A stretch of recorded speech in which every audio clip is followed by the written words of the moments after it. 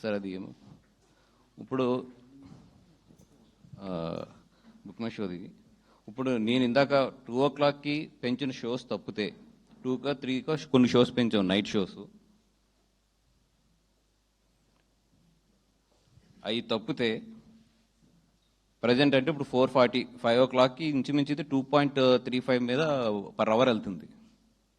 అంటే సినిమా బాగోకపోతే మీ అందరికీ తెలుసు అసలు 2.35 మీద పర్ అవర్ అనేది highly impossible. And second thing చూస్తే టోటల్ మొత్తం ఎక్కడ కూడా ఆరెంజ్.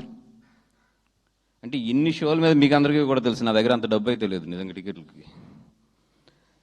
ఓకే పోనీ ఈరోజు ఓకే, ఈరోజు అంటే ఓకేనంటే ఫస్ట్ డే హాలిడే అంటారు. ఒకటే ఏంటంటే ఎంత ఇదన్నా రేపుది బుకింగ్ ఉండదు.